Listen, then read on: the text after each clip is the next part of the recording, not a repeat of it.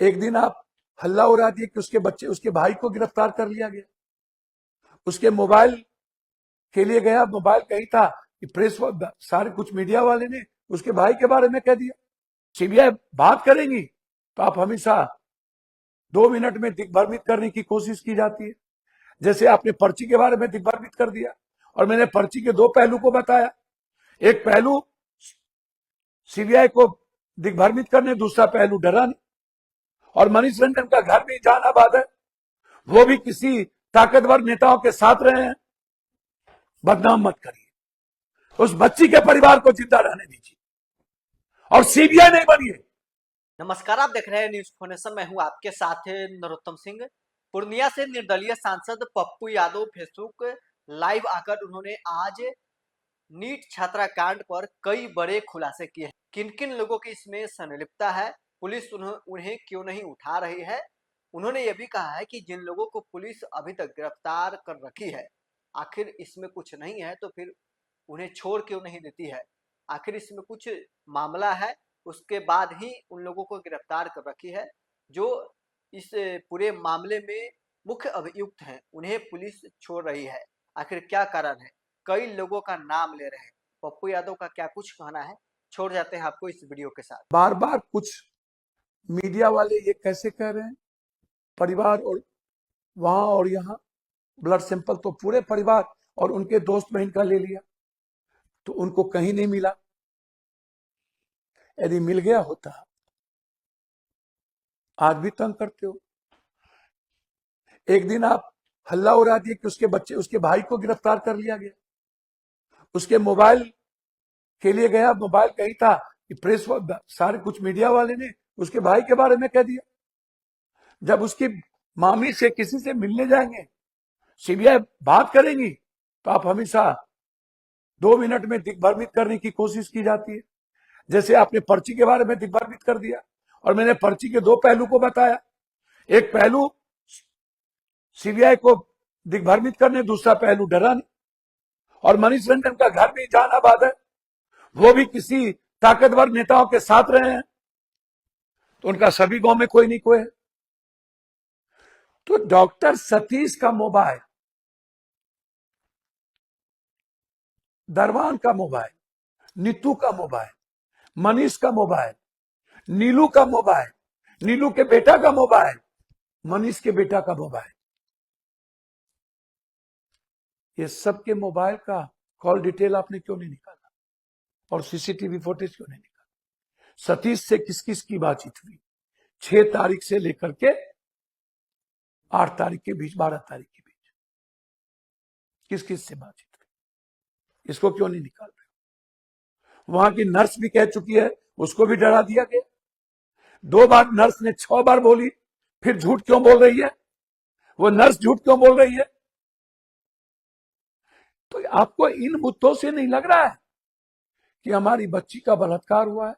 हमारी बच्ची को साजिशतन बहुत सारे लोग, बड़ी मछली मिलके बड़ा करोड़ों रुपया देकर के इसको दबाने का प्रयास किया गया और मारने का श्रेय प्रभात हॉस्पिटल को जाता है। हमारे पीएमसीएच के डॉक्टर दूध के धुले हैं या नहीं, मैं नहीं कह सकता।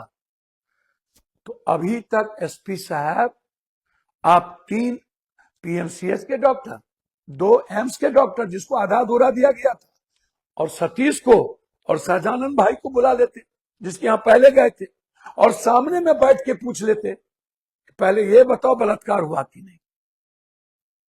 जो झूठ बोला उस पर एफआईआर करते, उसको जेल भेज देते। या पीएमसीएच के डॉक्टर ने तीनों जो सीसीटीवी फुटेज और वीडियोग्राफी करके पोस्टमार्टम किया है, तो आप उसको पहले कर लेते, क्यों नहीं किया? आप हमको बताओ। उसको गिरफ्तार करो, या तो फिर सतीश को गिरफ्तार करते। ना तो सतीश की सीसीटीवी फुटेज जांच की, ना तो उसकी आईसीयू की फुटेज जांच की, ना तो सतीश का मोबाइल का आपने ये लिया, किसने फोन किया था कि खबर नहीं करना है थाना को, ना आप उससे पूछे। सब कुछ हमें मैंने कई बार आपसे कहा, नीतू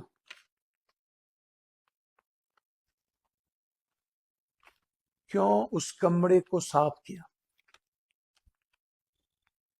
उस कमरे को साफ नीतू ने किया, उसके सीसीटीवी फुटेज है, क्यों किया?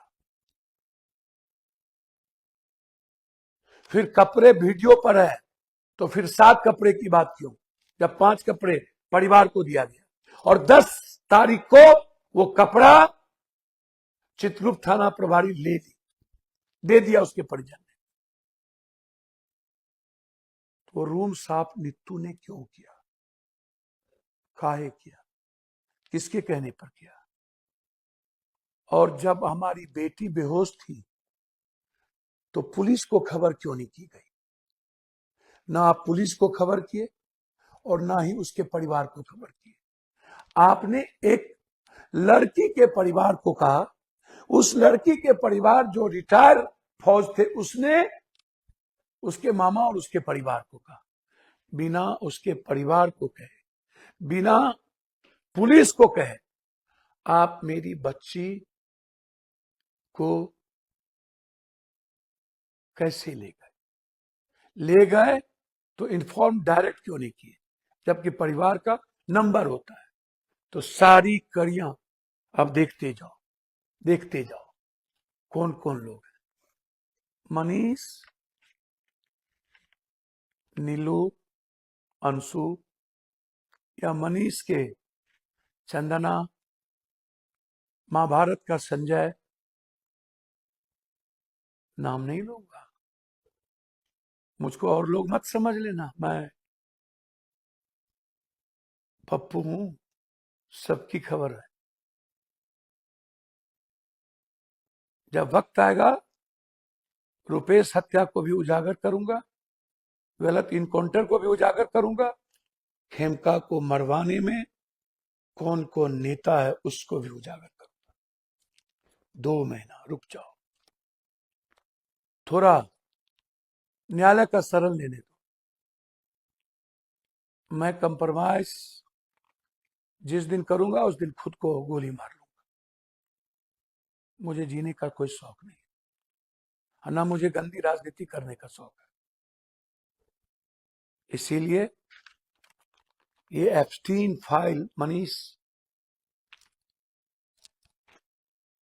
खगड़िया, कंकरबाग, गर्दनी बाग, पानी फैक्ट्री, सब कौन कौन लोग चला रहे हैं, कौन कौन एसपीडीएम को बदली कराने में कौन कौन लोग हैं, कौन है गर्दनी बाग, किसकी है पानी फैक्ट्री, किसका लॉज है, किसके अच्छे रसूखदार ऑफिस हैं, कौन है खगड़िया के महाप्रभु बेमिसाल,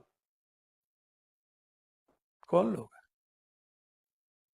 वंदना, चंदना, गर्जना, सबको लाऊंगा। बस मैं इतना जानता हूं, दावे के साथ कहता हूं, वह परिवार दूध का धुला हुआ है। उस परिवार को दागदार करके आत्महत्या करने पर विवश मत करो। मैं चैलेंज के साथ कहता हूं, बेटी के साथ ऑकरेंस जहां भी हो बलात्कार हुए हैं, बेटी को प्रभात हॉस्पिटल में मारने की साजिश करके एंटीडोट्स देके मारा गया है ताकि बेटी नाम ना खोले, और मरवाने में सभी लोग की भूमिका है। बस मैं इतना कहूंगा अंत में कि सारे परिवार के लोगों का, दोस्तों का डीएनए ले लिया गया। पुलिस को कुछ मिल गई होती तो अभी तक हाय तौबा मच गया होता, नहीं मिली, इसीलिए परिवार आज लड़ रहा है, निडर है। मैं उस दिन भी कहा, यदि उसके भाई के मोबाइल में 15 दिनों तक कुछ रहता तो एक एक डिस्क उड़ गए होते, फिर उस परिवार पर क्यों सवाल कर रहे थे? उसकी बेटी जीनियस थी, उसके चरित्र को हीन बनाने की कोशिश मत करो। किसी की बेटी को चरित्रहीन मत बनाओ, सही नहीं है। यह समाज चरित्रहीन बनाता है, परिस्थितियां चरित्रहीन बनाती है, बेटी नहीं। बेटी हालात से मजबूर हो जाता है, और हालात पैदा करते हैं ये नेता, ये पैसे वाले लोग। इसे नहीं बकसना चाहिए। यही कहने के लिए आज मैं फोन किया था। बहुत बहुत धन्यवाद, नमस्कार। मैं प्रेस से रिक्वेस्ट करूंगा, बदनाम मत करिए, उस बच्ची के परिवार को जिंदा रहने दीजिए, और सीबीआई नहीं बनिए। हम जो सही है उस पर मैं कायम।